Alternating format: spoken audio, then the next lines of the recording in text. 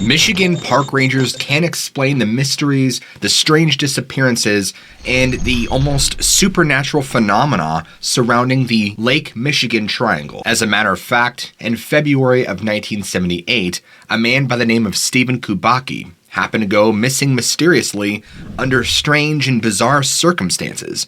However, his recovery was even more bizarre than you could ever imagine. Stephen, who at the time was around 23 years of age and was busy attending a small Christian university known as Hope College on the southeastern section of Lake Michigan. He was a pretty normal guy by societal standards, very free-spirited, very intelligent, and like many who have gone missing in the past, an avid backpacker, hiker, he had climbed mountains. This guy was an all-around outdoorsman fanatic, which is why on this rendezvous of being out in the wild, he was cross-country skiing in Lake Michigan. His original intention was only to be gone for maybe a day, if not more than that. But obviously, once he failed to return, friends and family immediately knew that something had happened. It was actually when Saugatuck snowmobilers had happened across his abandoned cross-country skis and a backpack thought to belong to Kubacki that then the authorities had been alerted. After recently receiving information of his disappearance, it did not take long for them to put two and two together,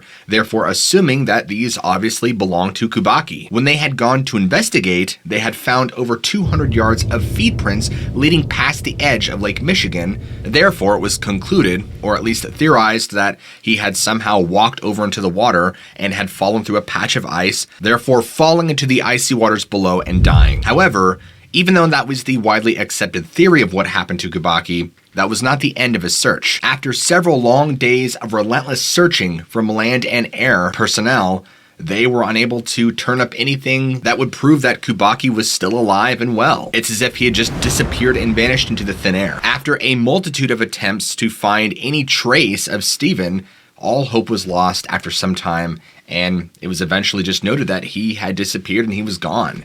Now, here's where the story has a twist. Fast forward all the way to May 5th, 1979. And our hero, Stephen Kubacki, is waking up in a grassy knoll just outside of Pittsfield, Massachusetts. The sun is shining, there's grass and flowers all around him. It is in the heart of spring, and here he is waking up, fully conscious of himself and where he's at, and he realizes, not only where am I, but he's wearing an entirely different outfit than he last remembers. He has a brand new pair of sunglasses, he has a brand new pair of sneakers, and he has a backpack full of strange hiking and hitchhiking equipment that is not his, that he had somehow acquired. In fact, he even had a shirt from a Wisconsin marathon he supposedly ran, and equipment that would lead him to believe that he had traveled to Chicago, Utah, San Francisco. Completely startled by all of this, he found a way to hitchhike to the nearest town, which was Pittsfield, where he was able to obtain a newspaper that would show the actual date. And the date read May 5th, 1979. He was startled by this and could not comprehend where the last 14 and a half months had gone of his life, nor could he account for it.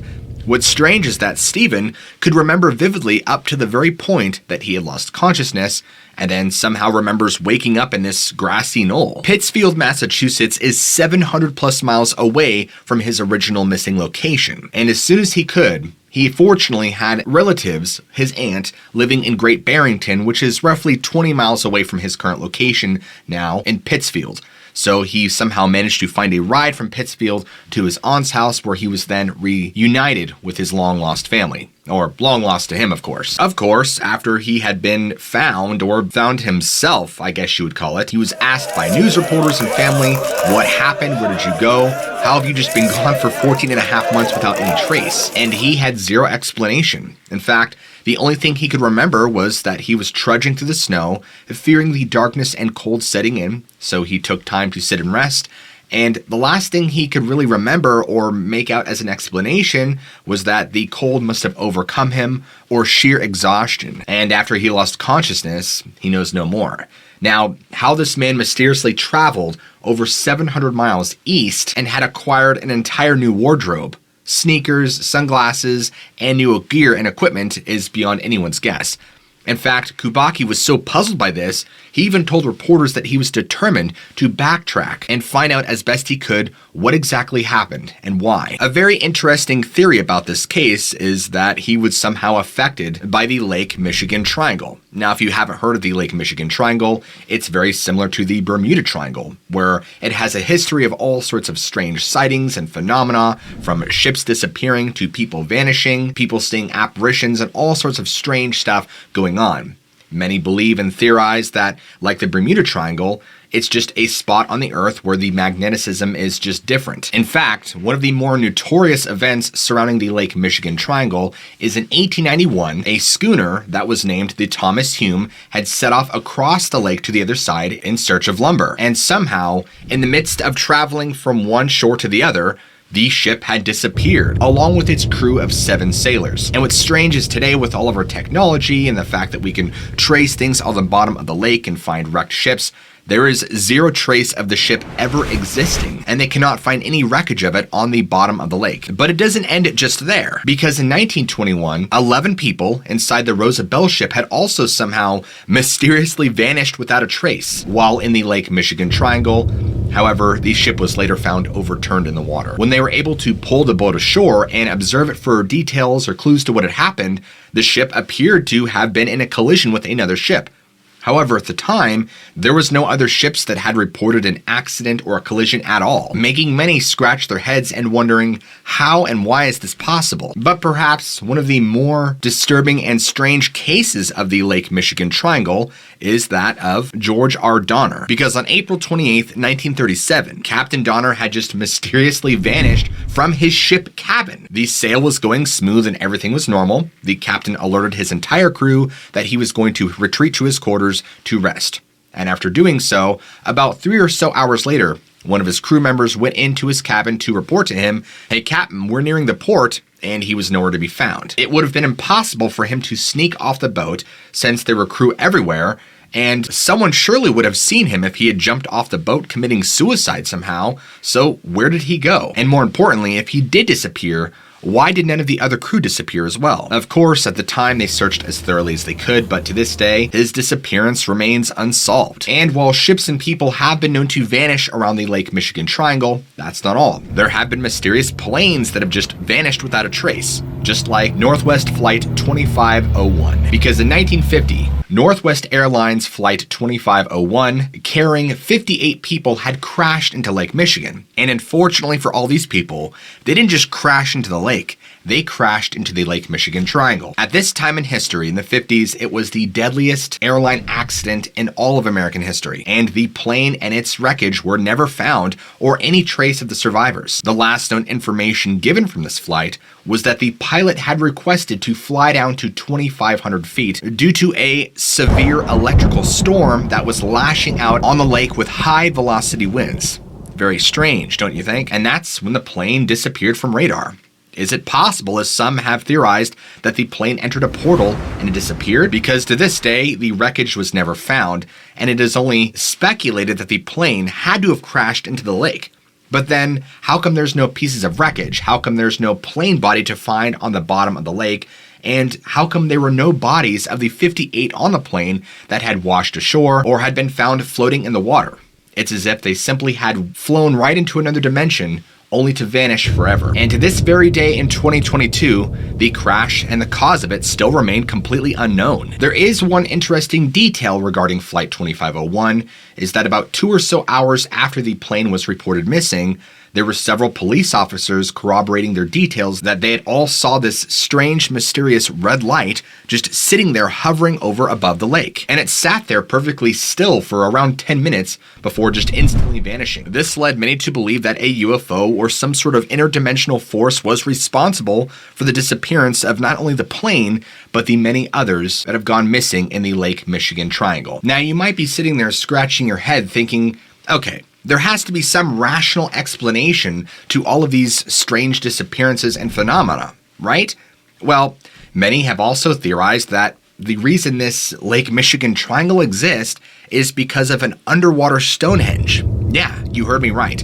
Lake Michigan actually has an underwater Stonehenge that is quite popular for divers and scuba enthusiasts to go check out. Discovered in 2007 by Northwestern Michigan College professor Mark Hawley, he was scuba diving, mapping shipwrecks when him and his diving team had come across this strange rock formation only about 40 feet below the water's surface. And he referred to it as the Stonehenge of Michigan because its features are very similar to that of the one found in England, except there is one boulder that appears to have ancient carvings or writings on it, which could mean a lot of things. And while many people claim to visit and explore this same Stonehenge, the exact mapped location has not been revealed. Although I'm sure if you looked hard enough, you could probably find GPS coordinates, as there are divers that do go down there and check it out. So when you look at the puzzle pieces like this, you can almost wonder, is there a bigger picture here at play? Was there somehow an ancient civilization long before Lake Michigan that practiced rituals or magic or something to change the magnetism of this given area?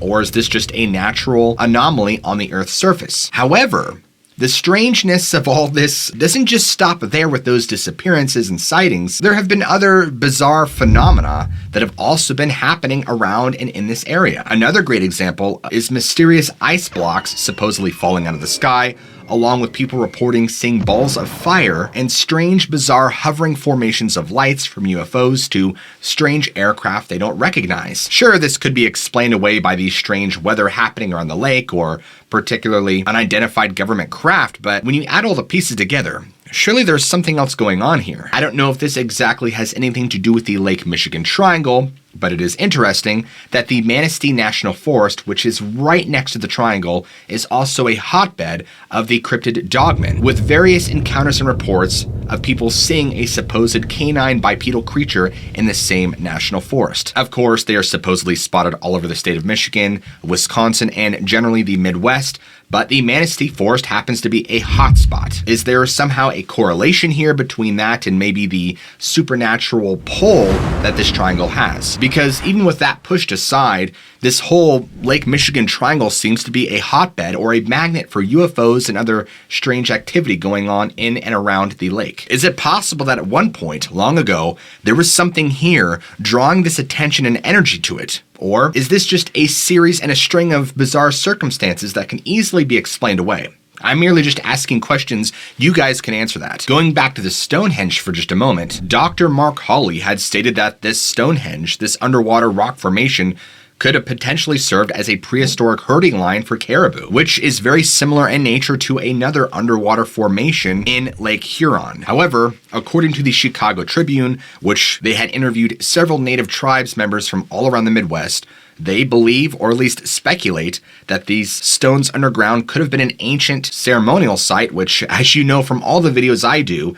that usually when you get to a burial site or anything in relation to Native American ceremonial sites, there always appears to be strange phenomena involving the paranormal or supernatural. This is just an observation and a theory. However, it is very possible that storms and high winds could have caused these ships to be damaged and flooded, therefore sinking and the wreckage just dispersing and never being found, or sweeping bodies away to be buried forever and eaten by whatever lives in the water. Even the underwater Stonehenge could have a couple of reasonable theories, but what do you guys think? Is the entirety of the Lake Michigan Triangle simply just made up of hoaxes and stories that have been blown out of proportion and that are very rationally explainable? Or is there truly something supernatural at work here, an ancient force that has been here for much longer than we could ever comprehend? Let me know what you think in the comments below. I would love to hear your thoughts and opinions. And if you enjoyed this video, be sure to go ahead and smack that like button, leave a comment down below, as I already told you, and go ahead and hit that big old red subscribe button because it really helps my channel out when you subscribe. Oh, and keep your notifications on. And that'll do it for today's video, you guys. I love you all. Keep an open mind, and I'll see you guys in the very next upload.